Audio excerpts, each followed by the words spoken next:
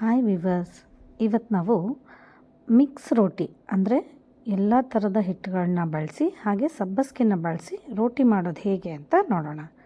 ಇಲ್ಲಿ ನಾನು 1 ಕಪ್ಪು ಅಕ್ಕಿ ಹಿಟ್ಟನ್ನು ತೊಗೊಂಡಿದ್ದೀನಿ. ಹಾಗೆ ಒಂದು 2-3 ಸ್ಪೂನಷ್ಟು ರವೆನ ತೊಗೊಂಡಿದ್ದೀನಿ, ಚಿರೋಟಿ ರವೆ. ಹಾಗೆ 1 ಕಪ್ಪು ಗೋಧಿ ಹಿಟ್ಟು, 1 ಕಪ್ಪು ಜೋಳದ ಹಿಟ್ಟನ್ನು ತೊಗೊಂಡಿದ್ದೀನಿ. ಇಲ್ಲಿ ನಾನು ಮೈದಾನ ಬಳಸ್ತಾ ಇಲ್ಲ. ಹಾಗೆ ಒಂದು ಈರುಳ್ಳಿನ ಈ ರೀತಿ ಚಿಕ್ಕದಾಗಿ ಕಟ್ ಮಾಡಿ ಹಾಕ್ಕೊಳ್ತಾ ಇದ್ದೀನಿ.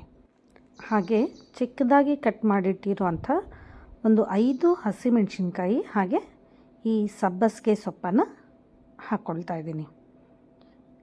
ಇದಕ್ಕೆ ರುಚಿಗೆ ತಕ್ಕಷ್ಟು ಉಪ್ಪನ್ನು ಹಾಕಿ ಇದನ್ನು ಚೆನ್ನಾಗಿ ಮಿಕ್ಸ್ ಮಾಡ್ಕೋಬೇಕು.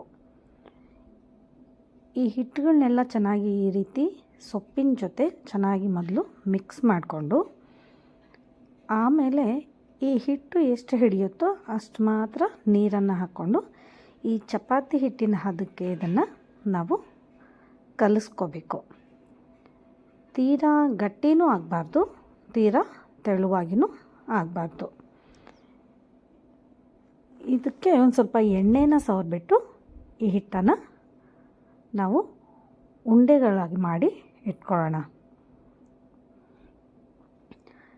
ನಾನಿಲ್ಲಿ ಎಣ್ಣೆ ಕವರ್ ಮೇಲೇ ಈ ರೊಟ್ಟಿನ ತಟ್ಕೊಳ್ತಾ ಇದ್ದೀನಿ. ಕೆಲವೊಬ್ಬರು ಹಂಚ ಮೇಲೆ ಕೂಡ ಇದನ್ನು ತಟ್ಕೊಳ್ತಾರೆ. ಇದನ್ನು ಈ ರೀತಿ ತಟ್ಬಿಟ್ಟು ನಾವು ರೊಟ್ಟಿನ ಮಾಡ್ಕೋಬೇಕು. ಇದು ಸ್ವಲ್ಪ ಗಟ್ಟಿ ಮಾಡಿಕೊಂಡ್ರೆ ನೀವು ಇದನ್ನು ಲಟ್ಟಿಸ್ಕೋಬೋದು. ಬಟ್ ಈರುಳ್ಳಿ ಹಸಿಮೆಣಸಿನ್ಕಾಯಿ ಎಲ್ಲ ನಾವು ಹೆಚ್ಚಿ ಹಾಕಿರೋದ್ರಿಂದ ಸುಲಭವಾಗಿ ಲಟ್ಸೋದಕ್ಕೆ ಬರಲ್ಲ. ಆ ಕಾರಣಕ್ಕೆ ಇದನ್ನು ಈ ರೀತಿ ಚೆನ್ನಾಗಿ ಕೈಯಿಂದನೇ ತಟ್ಕೊಳ್ಳೋದು. ನೋಡಿ, ಕವರ್ನ ಬಿಟ್ಟು ಚೆನ್ನಾಗಿ ಇದು ಬರುತ್ತೆ. ಸ್ವಲ್ಪ ನೀವು ನೀರು ಕೂಡ ಹಚ್ಕೊಂಡು ತಟ್ಕೋಬೋದು ಅಥವಾ ಎಣ್ಣೆ ಕೂಡ ಬಳಸ್ಕೋಬೋದು. ಇದನ್ನು ಹಂಚ ಮೇಲೆ ಹಾಕಿ 2 ಬದಿಲಿ ಚೆನ್ನಾಗಿ ಬೇಯಿಸ್ಕೋಬೇಕು.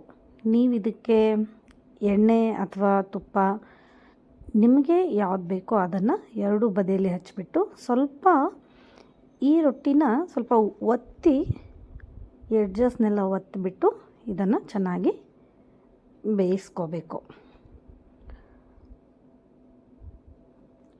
ಇದಕ್ಕೆ ನೀವು ಬೇರೆ ಸೊಪ್ಪುಗಳನ್ನು ಕೂಡ ಬಳಸ್ಕೋಬೋದು. ಕೆಲವೊಂದು ಮಕ್ಕಳು ಆ ಸೊಪ್ಪು ಬೇಡ, ಸೊಪ್ಪು ತಿನ್ನೋದೇ ಇಲ್ಲ ಅಂತ ಎಲ್ಲ ಹೇಳ್ತಿರ್ತೀರಲ್ವ, ಅಂಥವ್ರಿಗೆಲ್ಲ ಈ ರೀತಿ ಮಾಡಿಕೊಟ್ರೆ ಚೆನ್ನಾಗಿರುತ್ತೆ. ಇದನ್ನು ನಾನು ಬೇಳೆ ಪಪ್ಪು ಮಾಡಿದ್ದೀನಿ. ಈ ಪಪ್ಪು ಜೊತೆ ಇವತ್ತು ಸರ್ವ್ ಮಾಡ್ತಾಯಿದ್ದೀನಿ. ನೀವು ಉಪ್ಪಿನಕಾಯಿ, ಕೆಂಪು ಚಟ್ನಿ ಅಥವಾ ಕೊಬ್ಬರಿ ಚಟ್ನಿ ಅಥವಾ ಮೊಸರು ಯಾವುದ್ರ ಜೊತೆ ಆದರೂ ಇದನ್ನ ಸರ್ವ್ ಮಾಡ್ಬೋದು. ಇದನ್ನು ನೀವು ಲಂಚಿಗೆ ಕೂಡ ಬಳಸ್ಕೋಬೋದು, ಟಿಫನ್ಗೆ ಕೂಡ ಮಾಡ್ಕೋಬೋದು.